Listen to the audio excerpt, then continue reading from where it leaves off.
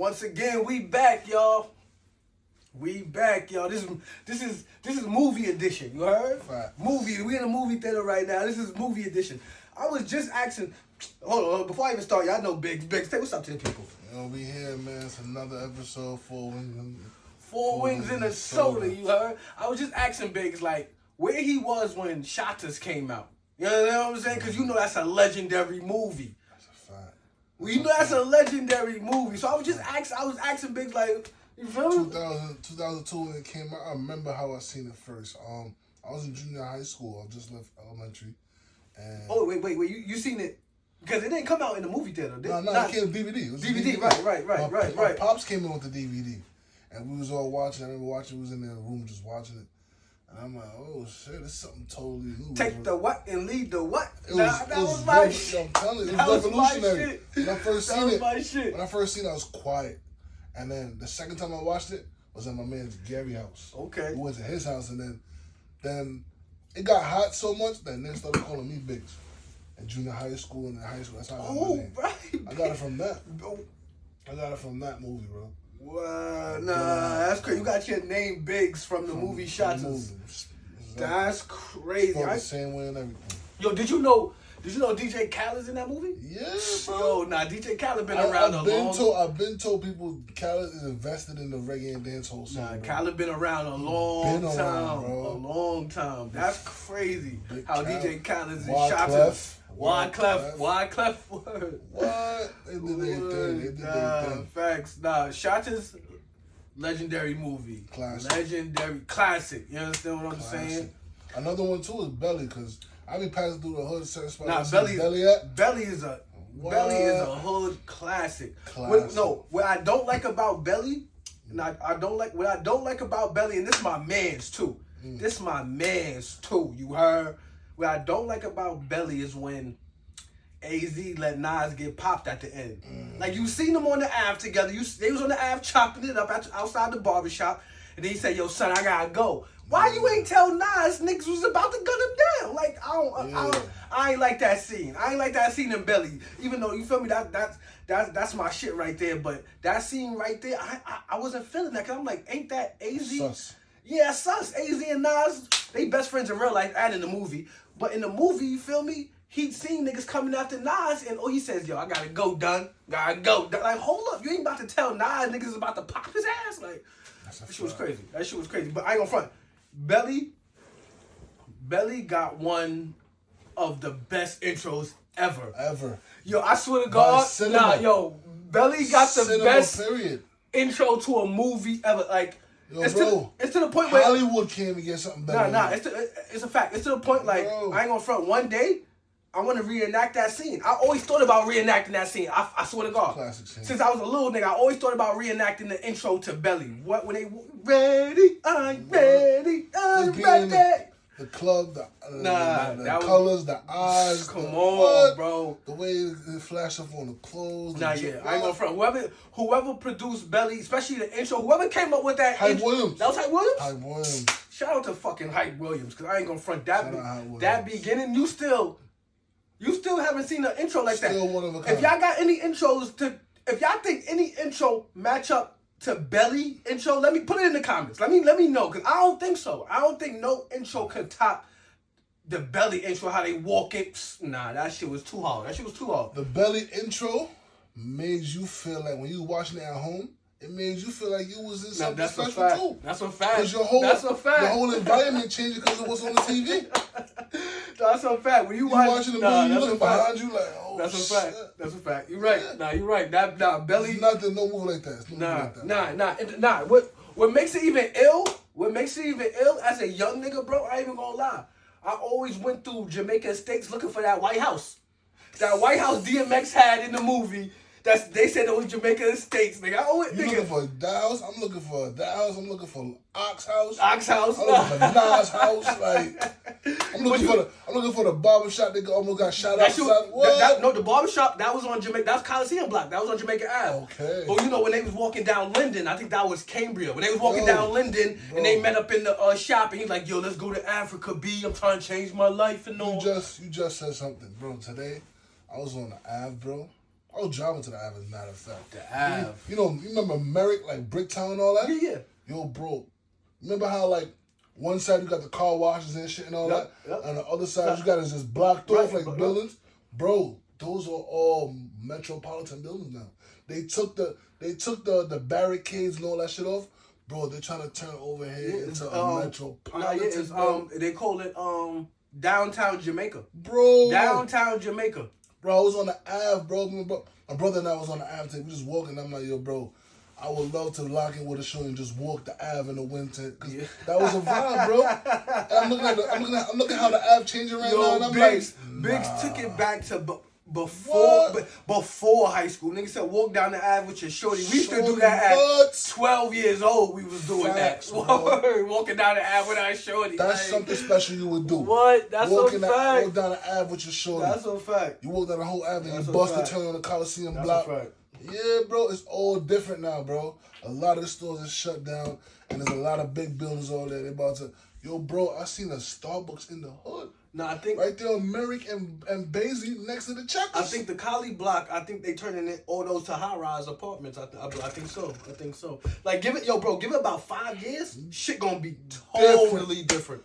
Nothing like how we grew up. Nothing like different, I ain't even gonna front. I remember like back in the days growing up, like hitting the Ave early morning before anybody could, cause that's the type of nigga. Yeah. That's the type of nigga I am. I'm a nigga that if I had to go to the Ave and get my earrings, get my shoes, get my shirts or whatever, get fly real quick, I will go early morning. I will go early morning Saturday, like 9:30. I hit the Ave. By 10:30, I'm off the Ave already. You understand what I'm saying? You know the Ave on a Saturday, that shit get crowded like around 11:30, 12 afternoon, lunchtime. Me, I make sure I'm up there by 9:30. I'm out of there by 10:30. I always used to hit the Ave early whenever I needed something. But if we just hanging out, niggas was on the Ave all day long. If you needed to get something in particular, you hit the Ave early in the morning, 9, 10, between 9 and 10:30. Make sure you're off the Ave make sure you get what you need by 11. Because in case you want to go back on the Ave and just chill, that's the perfect time. Because that's when the whole traffic and everything's going to be crowded. That's a fact. But if you got something that you want to get in particular, you got to go there. And shout out to the mixtape, hold on, I gotta say it, hold on. Shout out to all the mixtape guys on Jamaica Ave, especially the one, I forgot the name, but the one directly across from the beef patty spot. It had like a blue banner. Yo, listen, when DVDs and mixtapes was popping, bro, I had a Honda Accord, I think 07. I think 07. I had a Honda Accord 07. Boy, you know how many mixtapes got played in that Honda Accord 07? Yo, bro, every Saturday I was hitting the app getting new mixtapes and the new DVDs. That was one of the spots where people went for mixtapes. Bro, like I had so much DVDs, niggas would come to the crib and think I had cable. Because I got so much DVDs. I had DVDs of everything, like season DVDs of Martin. Bro. I had the Wayne Brothers, the whole season DVD. So people would come to my crib and really think I have cable because I got all the shows that's on cable. I just got it on DVD. Shout out to Jamaica Ave, man. Shout out to Jamaica Ave, man. You notice how in times they moved all of that and took it out of your hand and now it's on a platform where they control it. That's a fact. That's a fact. That's crazy. I still keep my music on a hard drive. Like, you can't take that from me. I got my music on hard drives, on laptops. So that's gonna be mine forever. Yo, Biggs, you ever been to? Cause I know you. This motherfucker be DJing every fucking where. You ever went to a party and that shit was like dead, but you still got like how does that like affect your job or you still rock out the motherfucker? As a DJ, whether you still gotta perform, whether it's 1,000 people or it's one person. Okay. And you gotta treat it like it's the best thing to do, regardless. Everything in every job, you're gonna have good days, you're gonna have bad days. Even in DJing, no matter how fun it may be. There's times I've been to parties where it's supposed to be jam-packed. When you check it out, it's only like 10, 15 Nobody people in there. That shit, right? And you gotta perform for like 10, 15 people. You gotta still keep going. Because I say, yo, you don't know who that person came for. They probably came for you. And you don't know who that person knows. That's a fact. You understand what I'm saying? But now, I ain't gonna front. I can see how that shit could affect the motherfucking ego, though. You go to a party, think it's about to be jam-packed, it's only like 10, 15 people there. It's like, but you gotta beat the ego. You gotta beat the ego. You gotta beat that shit out of you. You understand what I'm saying? Like, that's it. You can't have no ego. Word. It comes with it. It comes with the game. You're gonna have good days and bad days, especially being an entrepreneur, bro. Yeah, oh man, can we just take a second and talk about how tough it is being a fucking entrepreneur, bro? It's a lot of shit you gotta take on the chin. This shit ain't for game. This shit ain't for show. Like, before when people become an entrepreneur, a lot of people, I feel like it's a fad. It's the thing to do. I've been an entrepreneur 8 years. This is my 8th year being an entrepreneur. But in my 8 years, I done seen so many people start a business in 3 months they done.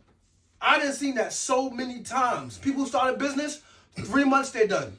Because social media makes this shit look so fucking easy. So now you start a business and then you see you ain't really that popping. You see, you ain't really that popping. You understand what I'm saying? You get a whole bunch of likes and views, but now you become an entrepreneur. You want to actually run a business? You think them likes and views still gonna come like they? No.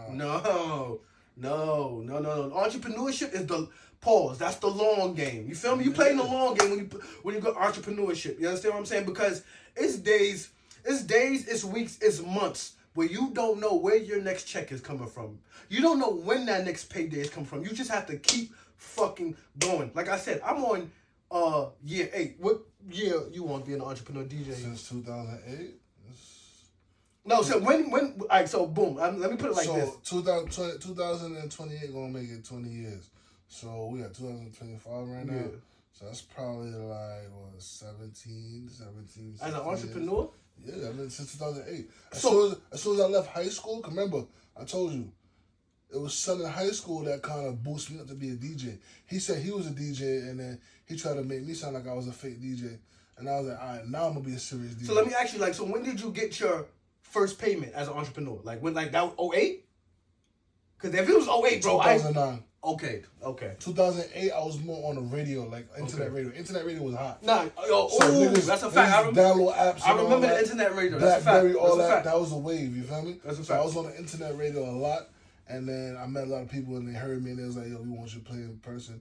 And then 2009, I played a party, and then lo and behold, I started telling people at college I started DJing, and then 2010 it blew up for me. Okay, nah, yeah. This like, you feel me? You can't cheat the grind. One thing about Biggs, one thing about me, like, we got years in this shit. You heard? Like, years in this shit. And I can tell you, social media makes this shit look real fucking easy. I'm gonna tell you what made me stick it out. When I first became a DJ, and I went outside for the first time as booked as a DJ in 2009, that year, I went through the most gritty and grimy places. Like, I was DJing places where fights would end up at, shootouts would happen at. You feel me? And I had to go through that because the next year was a blessing. That's a fact. The next year, I just started DJing college parties and all that. So I was out of that environment. Right. I'm in a safer environment now. Right. But I had to go through that in order to make it here. That was a test and trial for me. And ever since then, it's just been up for me. So, let me ask you this. Like, as an entrepreneur, Biggs, like, do you feel like you gotta go through trials and tribulations? For sure. As an to grow, as an entrepreneur, you feel like it gotta be some type of pain. Like, you gotta go through the trials and tribulations of it. Pain, what is it? Blood, sweat, and tears. Yes. You said 10,000 hours. 10,000 hours. Look, you have to go through that because that's how you're going to know if you're built for it or not. That's where it comes at. That 2009, when I went through them gritty, bro, I end up in events where people I know that's friends of mine probably got beat up, and I wasn't even. They got fights happen. Right. They got involved. Right. You feel me? And I wasn't even able to keep my mind on shit. I had to go focus on what I was doing. That's right. You know what I mean? I had to take a couple losses on the chin, just to focus on the end goal. You feel me? I'm not even gonna lie, like, and I'm one of those people, right? Not even gonna lie, it fucked me up. I still don't know nobody to this day that do it. Maybe Nori, cause I seen Nori kind of like with his whole crew still. Maybe Nori, but and I heard Allen Iverson say this shit too. But like, I'm one of those people where like, especially as an entrepreneur, bro, I felt like I could bring everybody with me. You heard? Like, everybody coming, bro. Like when I make it, bro, everybody come. And I heard the talks, I heard the whispers, like, nah, bro, you can't take everybody with you. Me, I'm like, nah, nigga, fuck that, nigga. Everybody coming with me, bro. You put when I lived in Queens, you pulled up to the crib. You see how I had the spot. Everybody was pulling up, so I'm like, yo, I'm taking the bros with me. Where you understand what I'm saying? But I'm not even gonna lie to y'all, man. That shit hit me like a ton of fucking bricks, man. You cannot take everybody with you. And now, like I said, I was one of those people that went against the fucking grain. Like, nah, I'm taking everybody with me. Like, fuck it. But in these 8 years being an entrepreneur, that shit really showed me, like, you really can't take everybody with you. As you climbing the ladder of success, I'm not even gonna lie to y'all, man. It shit gets tough because a lot of your close friends might fall off. You heard? And it's nothing personal. You just going a different way. You understand what I'm saying? But that shit, you realize this shit. We all human. We all got feelings. So don't get it twisted. This shit hurt. You understand? When you on your way to success, you're going to lose a lot of fucking people. And that doesn't necessarily mean people dying. Nah. You're going to lose a lot of people, but just because y'all have a different path in life. Every man got their own path. That's something I learned very early in life. Your own man said it. Rick Ross, he said it. He said it best. Everybody can't make it. When he said that, I was like, for real, because everybody wants to jump on that train with you to the top, but not everybody believe in it like you do. Yeah, that's a fact. Like one small mishap and 50% of them lose their train of thought or belief. You feel me? That's why trial and error has to happen in a situation for you to know who's on your side and who's not. You know what I mean? Some people is like, yeah, I'm cheering for you, go ahead, do your thing. Yeah, instead you got an event going on. They're going to somebody else's event that night. You feel me? They're not supporting you. So everybody can't make it. Everybody not 100. Everybody not thinking like you think. Everybody not seeing it how you see it. So I ain't gonna front. Like, this week, I got 2 artists of the week. I ain't gonna lie. This week, I got 2 of them. And it's crazy, right? It's crazy, Biggs. You gonna laugh at this shit. You gonna laugh at my 2 artists of the week, right? Because my 2 artists of the week is Wale and Meek Mill. You heard? They both put out ill projects this week. You heard? I ain't gonna hold you. If y'all didn't hear Wale album, y'all need to go. He just dropped it. And I mean, when I mean it's fire, Wale's on that shit again. Wale's on that shit again. Wale album is fire. What is it called? Everything's a Lot. Everything is a Lot. Everything is a Lot. Wale does put out good albums. His album is fire. And what's so fire about that is they finally gave Wale his own ACG boot. His own Nike boot is coming out as well. ACGs is fire. ACGs is fire. I don't want people think those and Wale been pumping that. So I'm not. I wore that in high school. No, yeah, I had mad ACGs in high school.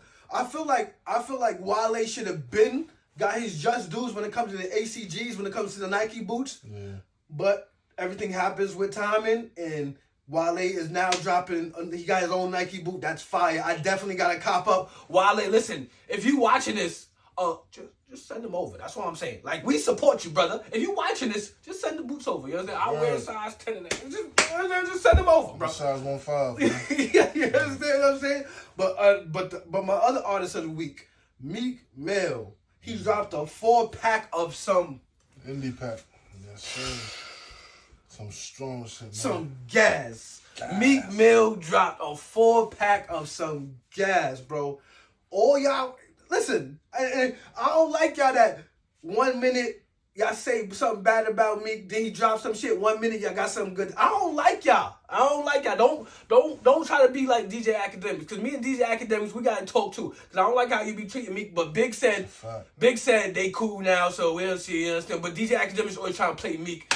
And like, sure. Meek just dropped a 4-pack of some heat. Some heat. What we doing? Who your artist of the week though? I bet. I got 2 artists of the week too. And since you mentioned one of them already, we'll start with it. Meek, definitely. You know what I mean? He did it with that indie pack. Like, when it was done, I was like, that's it? Nah, yo, facts. Facts, no, Meek. But the Ford songs, bro, we gotta do something more than that, bro.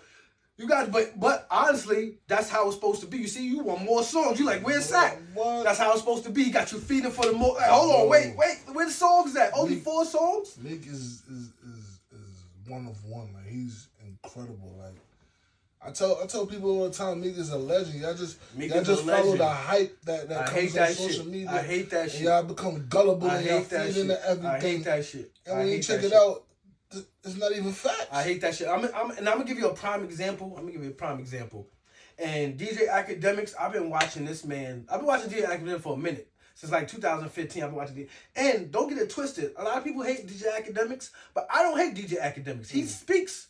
DJ Academics, when a lot of time when he talks, he comes with a lot of facts. I cannot lie.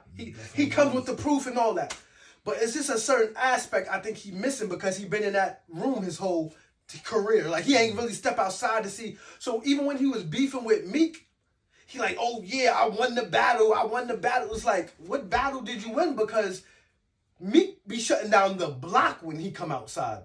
You know what I'm saying? Like, oh, so Academics, you're just like the number guy. Oh, you ain't sell this, you didn't sell that. But it's like, I hear that too, Academics. I hear you. But it's like, he gets the love and respect for real when he comes outside. So like you just said, all that internet bullshit, it's all jokes and hype and bullshit. But it's like, when you actually come outside and see the love and respect that Meek Mill do get, it's like, where's the jokes at? Yeah. Where's the jokes? You understand what I'm saying? Like, so Academics, I like I said, and I fuck with Academics because he speaks facts. But it's just certain topics. It's like, oh, he was online going crazy. Oh yeah, Meek this. I won the battle against Meek. But it's like, bro, you really did it because it's like, you don't shut down no blocks when you come outside. Now, like I said, I got love for you, DJ Academics, please. You know what I'm saying? But you don't shut down no blocks when you come outside. He's Jamaican. Yeah, he is. He's Jamaican. He's born in Jamaica. And I don't want to say that's my bias to him because at first I was not a fan of the way he rided me. Not yet. DJ Academics, I wasn't with it, but then when I understand him and I became understood what he is and who he is, I'm like, you know what? You get a pass. But you do have a Meek Mill hate campaign. But see, even with that, bro, I be deep diving this and shit, right? Even with that, bro, it's like DJ Academics didn't start talking crazy till he got the money. You know, now he's big act. Why you talking crazy? No, day one. No, hell no. Yo. Hell no. Bro. Hell no. Yo, DJ Academics was a bro. Yo. Chicago niggas don't like him. But he started Warren Chirac. Exactly. But he was not talking, oh yeah, I'm big act, I got this, No. Exactly. Yes, he started the Warren Chirac. But as far he started doing that when he seen the money coming in. That's what I'm saying. And he's like, now when niggas got beef with Act goes online and he talks hella crazy. Hell he talks hella crazy. You feel me? Yo, he don't play with Ebro and them. You understand what I'm saying? He don't play with Ebro and Peter Rosenberg. Oh, I'm big Act, I'm big this. But it's like, you let them. Now, if he always been that, then it's like, all right, cool. But now you got money, and now it's like, oh, I'm big Act. Like, bro, what? You know who I wish Act was like? You know the dude called Poppy from the Bronx River or something like that? Oh yeah, Some light skinned dude. Hassan Campbell. Yeah, Hassan Campbell. Yeah. He said some white. You know what he does? He talks shit, but he comes outside. He says, he comes outside. Yo, Hassan Campbell, we got love for you. He called you a white dude. He ain't no white. He's very light skinned. He light skinned. But he was a shooter back in the day. I ain't gonna lie. Yeah. He just took a picture with Mace. Yeah. He took a picture with Mace. Yeah. So you see him. He talks shit, but he come outside. Nah. Yeah, that's a fact. He's outside. A lot of people like to clown him for that thing with Africa Bambaataa. A lot of people like to clown him with that, but he do come outside. He come outside. That's Academics makes it cool to sit in your basement and just talk shit and hide. And then when people want to press you or whatever, he comes out and say, "Yo, I'm a citizen. I'm a resident." That's the only thing I don't like about it. Yeah, I fuck with Act though, but that's the only thing I really don't like about it. Because when it's war, he be online. Yeah, I'm talking this big shit. But it's like, you only doing that because the internet allows it. The internet allows it, and you coming from a money point of view now. Yeah. You wasn't talking that shit before you had the money, but now you got the money, so now so basically you saying money. The money does a lot. Did the money make you? Yes. Did the money make you? It didn't make him, but it changed him because when he didn't have the money as much, people would talk about him and he was just curvy. He wouldn't say nothing about it, right? Now because the money is there, now he's big Act. I'm big Act. Like, he's willing to go toe to toe with heavyweights like Ebro and Peter Rosenberg, who's been a pillar for years. You feel me? He's willing to do that. When he first came in, he was cool with Charlamagne. Not him and Not Charlamagne. right. Yup. He looked up to Charlamagne. That's a fact. That's what I'm saying, bro. Like, what's up? The idols becoming rivals. I respect that. But at the angle you coming from, you looking like a snake. Nah, yeah, I don't. DJ Academics. I salute Academics. I salute you. Right. We fuck with DJ Academics. I love the interview you do with Bounty and Cartel. Listen. If you see this, hit us up. We can all sit down and talk. You understand what I'm saying? Like, we not dissing you. We just feel like it's a couple. We just feel like it's a couple aspects of the game that you missing. So boom, back to what I was saying. So you said you're Jamaican, right? So but when Ack was arguing online, and y'all gonna laugh, but me, I really pay attention to shit. When Ack was arguing online with Saucy Santana, right? Saucy Santana made Academics cry, right? And listen. His reason for crying on stream was because I'm Jamaican. I can't go again. We don't really play like that. And I don't know. Okay, cool. But my thing is, because I even heard him say it online, you ain't been to Jamaica since you was 10 years old. You from Jersey, my boy. You're 30-something years old. You been in Jersey since you was 10. You're from Jersey. Don't try now because a nigga pressing you for real. And he might be on the other side, and he pressing you. Now you want to get on stream and cry, talking about I don't really want to take it there because I'm Jamaican. Nigga, that man made you cry, and then you tried to play it with I'm Jamaican. But you got so much talk and smoke for everybody else you online beefing with.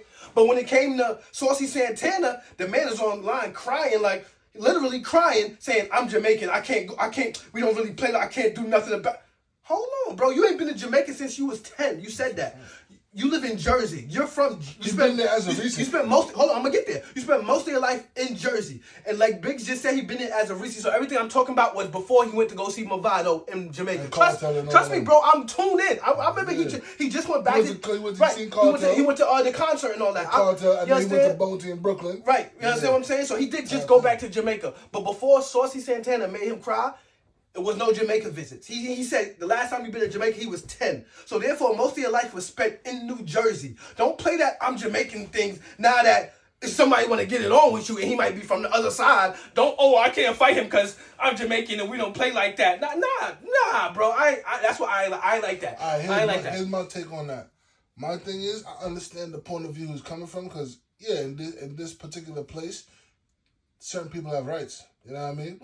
Right. So the way he came about it, he said he can't move how you want to move with it because what he really want to do is he want to run that over. You feel me? Yeah. And you can't do that up here. No, they have particular rights. You know what I mean? So, bro, he felt angered, and I feel. Yo, bro, I'm gonna keep it. I can relate to that. I can relate to that feeling, but you knew what you was doing. I'm gonna keep it cold, bro. I think Saucy Santana would have knocked Ack out. I'm gonna keep it so 100. I think Saucy Santana would have beat up Ack. I think they told him. I think he would have beat up Ack. I'm not gonna lie. Like they told him, so probably. Like I'm not even gonna lie about that. But you feel me? Shout like we not listen. Shout out to Ack. We not listen. We just Ack is my boy. We fuck with Ack. It's just like we. I've been rocking with you for years. For years. I think we all need to sit down and have it. From Warren Sharrap days, I was listening. Talk about it. You understand what I'm saying? Like. But I want to go back to something though. People need to put some respect on Meek's name, because the things that Meek did since he came in the culture is crazy. Like, I'm not even gonna give him the credit for, let's say, making these things popular, like hot or for the first time, but he brought it back into the culture, like the Cuban links. Mm-hmm. The jumping on yachts and jet skis and bikes. The lifestyle. The jets and all that. Like, he made all that cool. Yo, there's a chain that everybody, I don't want to say everybody, but a lot of people get when somebody passes. You know that chain? Right, He made that. Yeah, facts. You feel me? He gave so much to the culture. Yo, I remember when he came in, people were still iffy on what to wear or whatever. And then he started rocking, like, he'll wear clothes and then he'll wear black tee. But now people, and he rock his chains and all that, and that became a fashion thing. Not only that though, it's like I question sometimes that the people that go against Meek Mill. Sometimes I question it because we actually seen Meek's Mill whole come up online. Exactly. How could y'all ever go against Meek? We seen when he was dirty, nappy braids, 16, rapping on the corners. Everything. How the fuck are we going against Meek Mill when we seen his whole come up online from then to now, and y'all still Well, I don't understand. I don't understand the bad words they got for Meek. When you actually seen the brother on fucking the corners of Philly rapping with the dirtiest braids in America, like you seen it. And to where he is now, how the fuck could you play him? How could you diss him? Like, you seen it. Go back, go on YouTube and do your Google searches. Him and Reed Dollars. Y'all don't know nothing about no Reed Dollars. I don't know fucking Reed Dollars. Bro, it's like, when it comes to me, I gotta do your history. Do your history. Y'all so fathom. For real. And I fucks with Drake. Drake, he's solidified, you feel me? I fuck with Drake, of course. But we're not gonna take away from Meek. Yes, him and Meek went at it, and he lost a round and whatnot. Understood. But Meek is nonetheless a column and a pillar in hip-hop. Like, the way y'all dress every day, the way y'all look, the comfortability y'all feel, he's part of the reason why you have that. Wait, hold on, Big. I'm not gonna lie. See, now I'm not gonna lie, Biggs. I love you, bro. Yeah. But I don't dress like no Philly nigga. Meek Mill kind of dressed like a New York nigga a little bit. Yes. Like, you know what I'm saying? Yes, I think he got that from us a little bit. Bro, he came in with this thing where you can wear a black tee and it highlights what you got around your neck. It highlights what you got on your wrist. You feel me? He's big for that. Nah, yo, everybody got a chain. I see girls rocking big chains now. I'm like, yo. But I ain't gonna lie, Max B was also known for the crispy tees, and just letting the chain and the Max B. A lot of them are responsible for it, but then you think Meek took it away? You think Meek took it? He took it to another level to where it's you seen the heavyweights coming back out with their shit. You feel me? Like he got people jumping on jets every day. He got people complaining, yo, I can't afford a jet. I gotta, you feel me? Like, Meek put it on a pedestal where, like, yo, hip-hop is it now. We're on that level. Kudos to every rapper that came before and after. But I'm showing you Meek did something totally different. Talk to him. It still resonates today, bro. That's a fact. Y'all can hate him all y'all want with this Diddy business and whatever. All that was fake, bro. He was around Diddy. He's around billionaires. He said, yo, these billionaires are my OGs now. I salute that. I would love to call a billionaire OG for him to give me game on how to make my step and maneuver. Yo, I'm not going front, man. If y'all ain't listen to the Meek Mill 4-pack, check it out, bro. Check it out. Check it out, bro. Check it out. If y'all haven't listened to Wale album yet, check it out. I'm talking about great fucking music. Great music. Wale made a great fucking album. Did you say... Hold on. Did you say... Shout out Rick Ross. MMG. Much respect. Shout out Rick Ross. Wait, did you say your second artist of the week? Oh, no. My second artist of the week, I ain't gonna lie to you. It's Massacre again. He got that lyrical content. Okay. You know what I mean? Shout out to Massacre. I told people Massacre is the Meek Miller dancehall. What? Cause he's flashy like that. He got that influence. He's building his brand and stuff like that. But he's just in that. Right. That character.